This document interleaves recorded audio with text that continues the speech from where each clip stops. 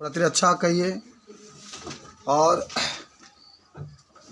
आपके उपार्जित जो प्रतिरक्षा तंत्र होता है या उपार्जित प्रतिरक्षा होता है उसको दो भागों में, एक जो होता है फर्स्ट, जिसको हम लोग कहते हैं सक्रिय प्रतिरक्षा, और एक हमारा होता है निष्क्रिय प्रतिरक्षा। समझो, जो आपके उपार्जित प्रतिरक्षा होता है उसको दो भागों में बांटते हैं हम लोग। एक आप देख रहे हैं सक्रिय प्रतिरक्षा और एक हम लोग देख रहे हैं निष्क्रिय प्रतिरक्षा।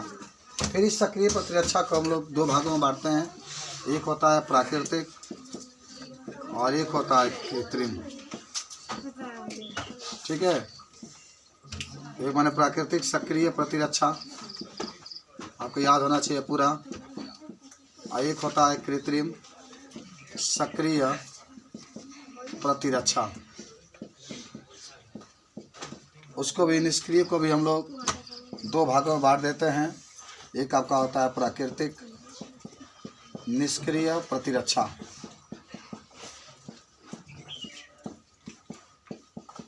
और एक होता है आपके पास कृत्रिम निष्क्रिय प्रतिरक्षा। इन सभी के लिए एक शब्द ही प्रयोग किया जाएगा जिसका नाम होगा एंटीबॉडीज। एंटीबॉडीज का नाम सुने हो, जिसको हिंदी में हम लोग कहते हैं प्रतिरक्षी। और एक होता है एंटीजन्स, एंटीजन्स जिसको हिंदी में कहते हैं हम लोग प्रतिजन। प्रतिजन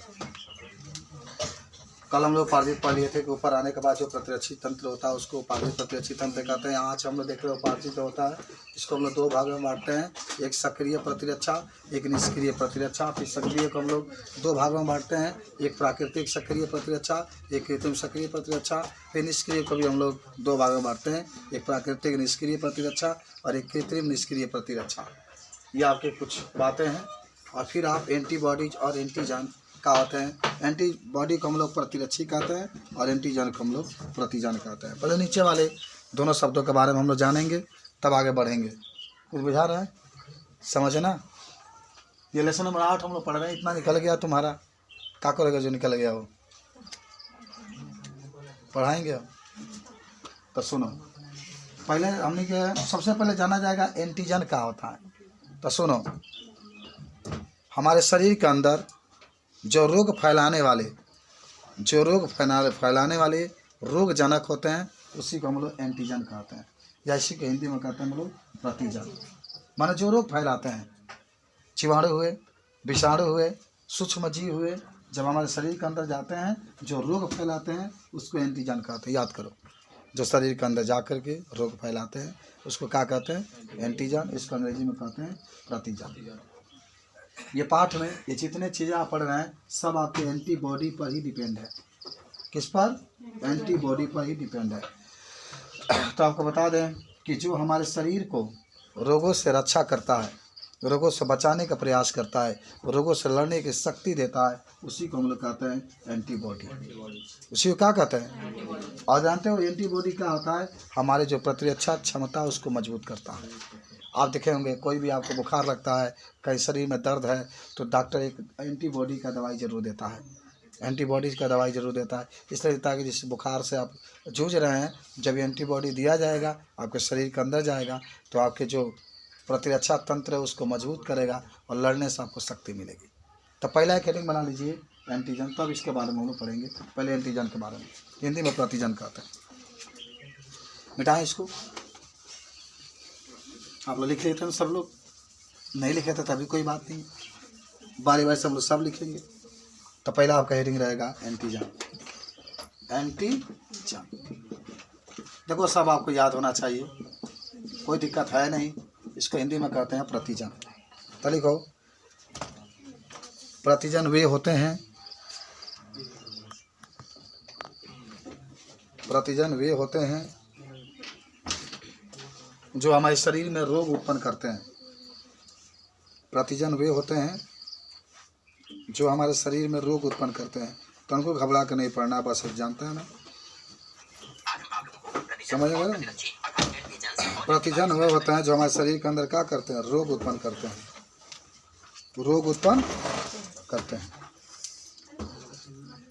आगे लिखना, ये प्राय बड़े होते हैं, ये प्राय बड़े होते हैं। ये प्रोटीन के बारे में जानते हो, शरीर को मरम्मत करता है, टूटे फूटे अंगों को। न्यूक्लिक अम्ल, जिसमें आरएनए और डीएनए आता है न्यूक्लिक अम्ल में, पढ़े थे आप, एक केंद्रक में पाया जाता है।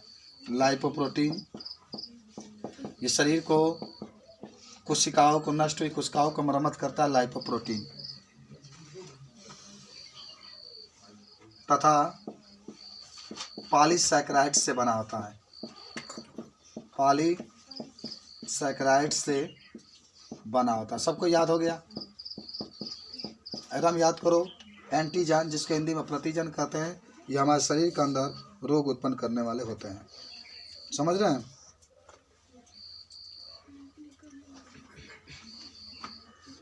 तो छोटा सा आपका हेडिंग था एंटीजन, जो हमारे शरीर के अंदर रोग उत्पन्न करता है, जो शरीर के अंदर रोग को पनपने देता है, रोग होने में शक्ति प्रदान करता है, उसी को एंटीजन या प्रतिजन कहता है। छोटा सा हेडिंग आपका था।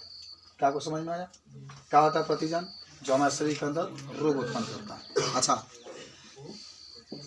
दूसरा आपके पास है एंटीबॉडीज। एंटीबॉडीज, जिसको आप हिंदी में प्रतिरक्षी कहते हैं। प्रतिरक्षी, रक्षी माने रक्षा करता है रोगों से। ठीक है? अभी मैंने बताया आपको कि ये भी प्रोटीन का ही बना होता है। लिख लो इसमें कि एंटी या प्रतिरक्षी प्रोटीन से बने होते हैं। एकदम ध्यान से देखते रहना बाबू। प्रतिरक्षी प्रोटीन से बने होते हैं और हमारे शरीर में रोगाणु को नष्ट करते हैं,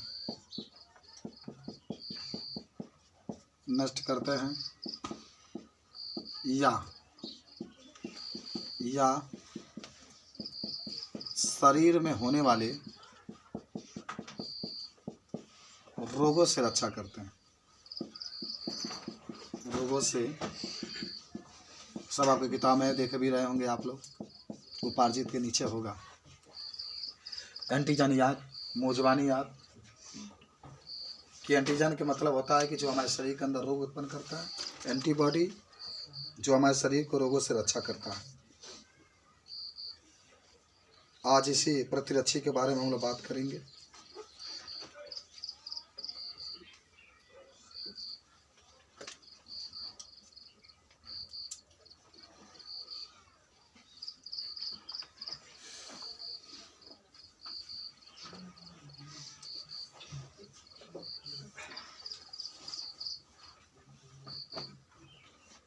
समझे तुम लोग?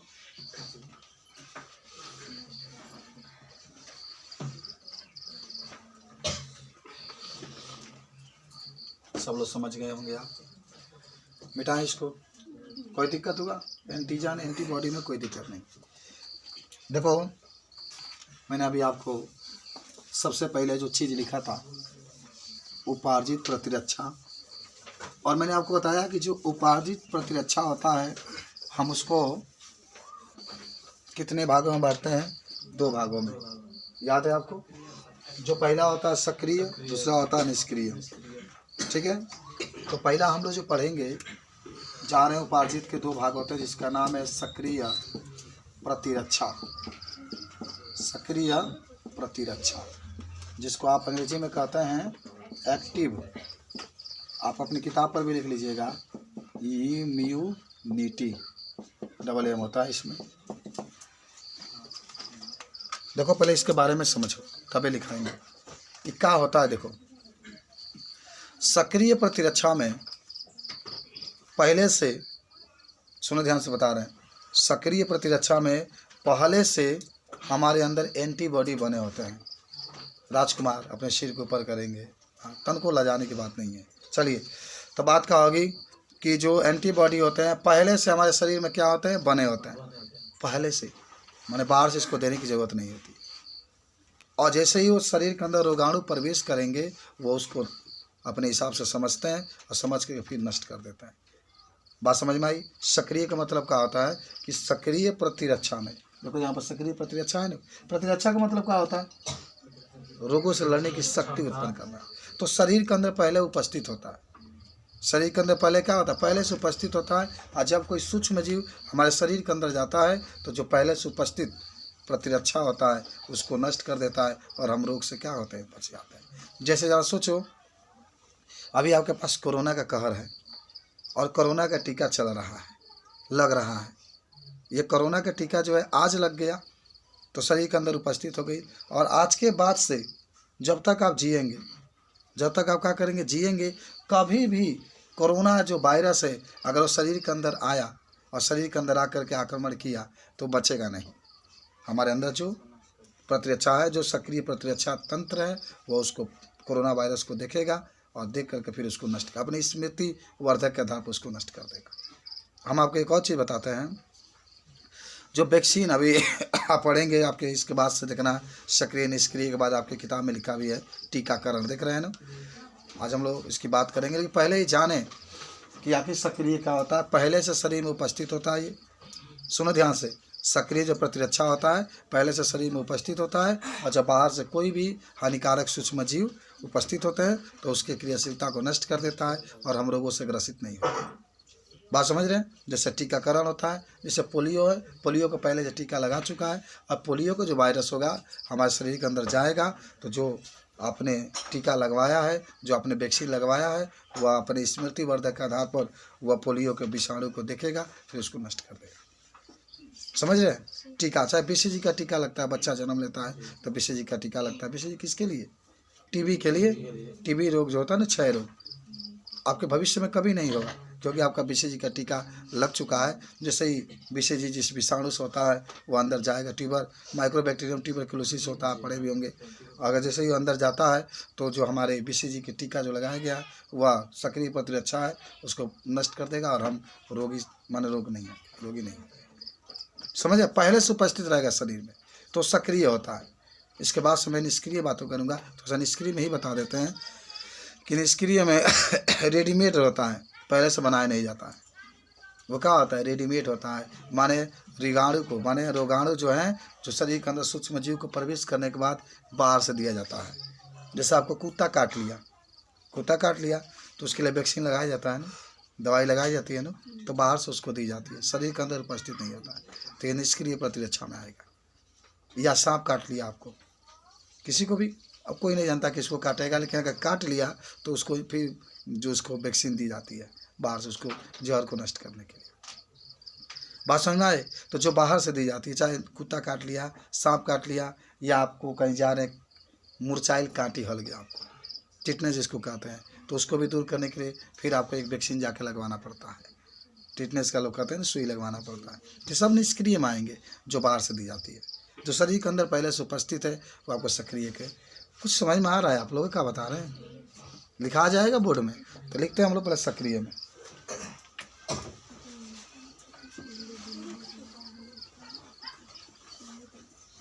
लिखो, जब कोई रोगजनक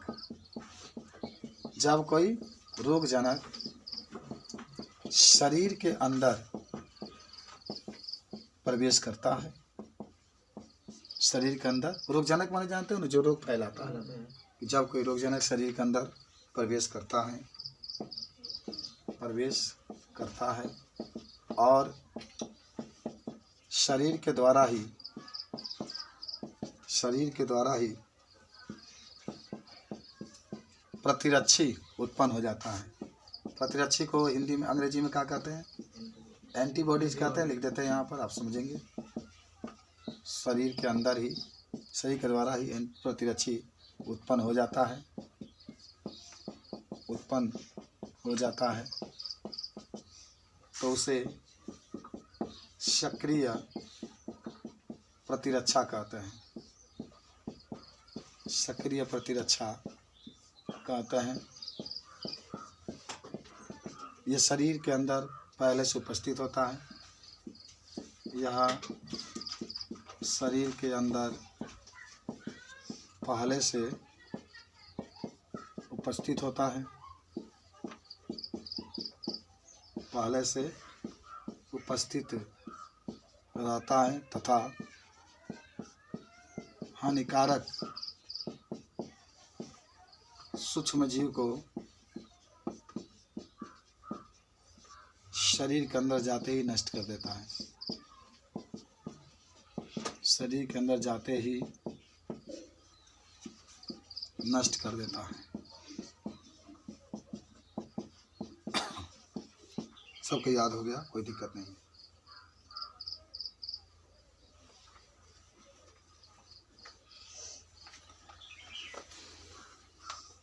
ये सक्रिय प्रतिरक्षा है। आपको याद है सक्रिय प्रतिरक्षा को कितने भागों में बांटा गया है? कौन कौन? प्राकृतिक और कृत्रिम, अभी आपको बताया गया था। ठीक है, तो मिटाएं, इसको लिख लिया।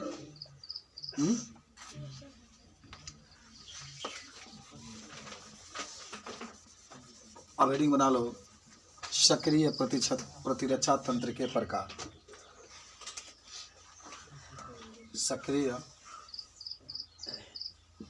प्रतिरक्षा के प्रकार।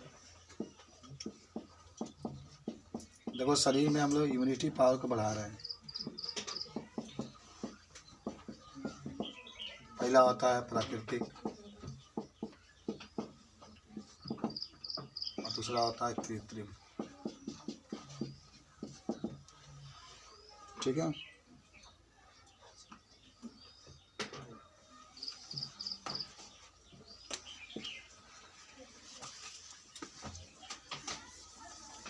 अब आपसे कोई पूछे इसके बारे में तो क्या बताएंगे? पहले समझ लीजिए आराम से, तब लिखिएगा। देखो, प्राकृतिक का मतलब होता है, प्राकृतिक सक्रिय प्रतिरक्षा का मतलब होता है कि प्रकृति ने खुद हमको दिया है। प्रकृति ने क्या किया है? खुद हमको दिया है। बहुत, हम एक बार सांस लेते हैं तो 20 लाख से लेकर के 50 लाख हानिकारक सूक्ष्मजीव हमारे अंदर प्रवेश करते हैं एक बार सांस में। 1 मिनट में आप 15 बार लेते हैं ना, तो एक बार सांस लेते हैं अगर, तो 20 लाख से लेकर के 50 लाख तक सूक्ष्मजीव हमारे शरीर के अंदर जाते हैं। लेकिन हमारे शरीर के अंदर भगवान ने, प्रकृति ने प्रतिरक्षा पहले से बना कर रखा है कि जैसे वो सूक्ष्मजीव जाते हैं नष्ट हो जाते हैं। तो इसी को कहते हैं प्राकृतिक सक्रिय प्रतिरक्षा, जिसको प्रकृति ने ही बना दिया है। समझ रहे हैं? कृत्रिम, कृत्रिम का मतलब होता है जो मनुष्य बनाया है। जैसे टीकाकरण, कोनो टीकाकरण, भाई कोरोना वैक्सीन ले लो यार। देखो, कोरोना वैक्सीन जो लगाया जाता है बहुत सूक्ष्म मात्रा में निष्क्रिय करके लगाया जाता है। सुनो ध्यान से, निष्क्रिय करके उसको लगाया जाता है, निष्क्रिय करके शरीर के अंदर डाला जाता है। इसलिए डाला जाता है कि निष्क्रिय रहेगा तो हमारे शरीर के अंदर वो रोग उत्पन्न नहीं करेगा। जबकि अब दूसरा का जो कोरोना का वायरस होगा, जब शरीर के अंदर जाएगा तो उसको लगेगा कि वो जीवित है, और जब उसके पास जाएगा तो हमारे शरीर के प्रतिरक्षा को मजबूत कर चुका है। जब टीकाकरण हुआ है तो उसको वो नष्ट कर देगा, हमको रोग नहीं होगा। समझ रहे बात को? तो ये जो कृत्रिम होता है, जिसको मनुष्य ने जो आप इंजेक्शन के द्वारा लगा दिया जाता है, लेकिन ये आपका क्या होगा? सक्रिय ही रहेगा। सक्रिय का मतलब शरीर में हमेशा खातिर उपस्थित हो गया हो। जैसे अगर होता है ऐसा कोई इलाज, जरा सोचो कि सांप का वैक्सीन होता, लगा देते, कितना भी सांप करता तो हमको कुछ नहीं होता, तो कितना अच्छा रहता, कोई डर नहीं होता। लेकिन वो जहर है, उस समय देखो वो जहर है जो सांप के दिया, काटने के बाद दिया जाता है, लेकिन वो जहर सांप के जहर को ख़त्म करता है। आप जहर उस सांप का नहीं अगर ऐसे लगा दें तो खुद हमारे शरीर में जहर का कार्य करेगा, इसलिए नहीं लगाया जाता उसका। बात समझ रहे? देखते हैं टिटनेस है ना, तो टिटनेस का तो आपको तो ये चाहिए कि हर साल आप टिटनेस का सुई लगाते रहें, कोई नुकसान उससे नहीं होता है। लेकिन मान लीजिए कि बेमतलब का लगाएं तब नुकसान हो सकता है। जब टिटनेस होता है तभी उस समय लगाएंगे तो टिटनेस के जो सूक्ष्म जीव हमारे शरीर के अंदर गए हैं उसको नष्ट कर देता है। तो पहले लिखते हैं हम लोग प्राकृतिक में, देखो यह प्रकृति ने ही शरीर में पहले से बना दिया है, पहले से बना दिया है। जो सूक्ष्म जीव को नष्ट कर देता है, जो सूक्ष्म जीव को नष्ट कर देता है। अच्छा, इस प्रकार के आपको याद होगा कि इस प्रकार के सक्रिय प्रतिरक्षा को, दोनों सक्रिय का भाग है। किसने बनाया भाई? मनुष्य ने बनाया है। मनुष्य के द्वारा बना करके शरीर के अंदर प्रवेश करा दिया जाता है।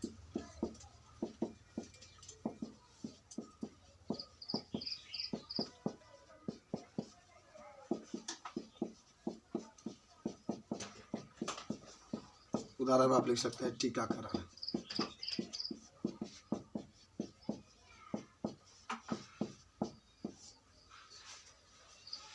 लिखा गया, जल्दी से लिख लीजिए, तब हम लोग चलेंगे निष्क्रिय के पास।